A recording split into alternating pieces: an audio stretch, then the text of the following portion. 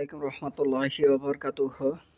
নাহমাদু ওয়া নুসাল্লি আলা রাসূলিল কারীম আউযু বিল্লাহি মিনাশ শাইতানির রাজিম বিসমিল্লাহির রহমানির রহিম। বাবু ইফকিরু রাসূলুশ শাইআ ফিস সালাহ। আজকের বক্তব্যের বিষয় হলো সালাতে মুসল্লির কোন বিষয় কল্পনা করা সম্পর্কে। সে হাদিসটি তেলাওয়াত করেছে সহিহ বুখারী প্রথম খণ্ড পর্ব ২১ অধ্যায় 18,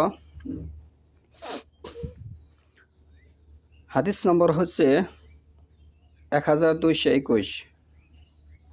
ওয়াকালা উমর রাদিয়াল্লাহু আনহা ইন্নী লাউ সাহাজু জাইশি ওয়া আনা ফিস সালাহ। ওমর রাদিয়াল্লাহু আনহু বলেছেন, আমি সালাতের মধ্যে আমার সেনাবাহিনী বিনাশের চিন্তা করে থাকি।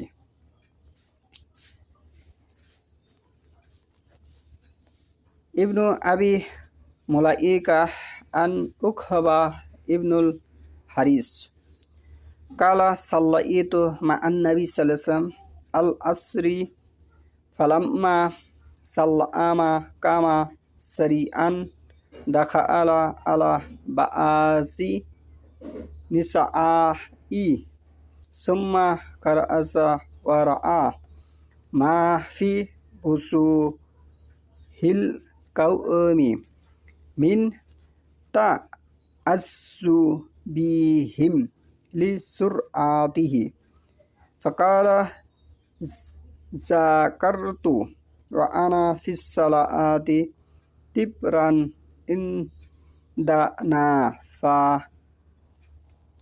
কারিহিতু আন ইমসিয়া আও ইয়া বিইতা ইনদা আনা আমারতু বি কিসমাআতিহি।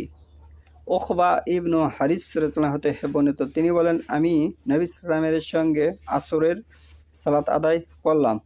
সালাম করে তিনি দ্রুত উঠে তার কোনো এক সহধর্মিনীর নিকট গেলেন, অতঃপর বেরিয়ে এলেন। তার দ্রুত যাওয়া আসার ফলে উপস্থিত সাহাবীগণের চেহারায়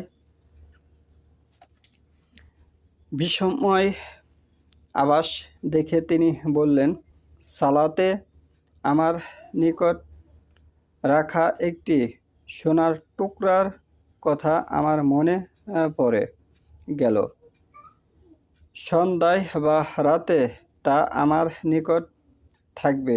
আমি এটা অপছন্দ করলাম, তাই তা বন্টন করে দেওয়ার নির্দেশ দিলাম।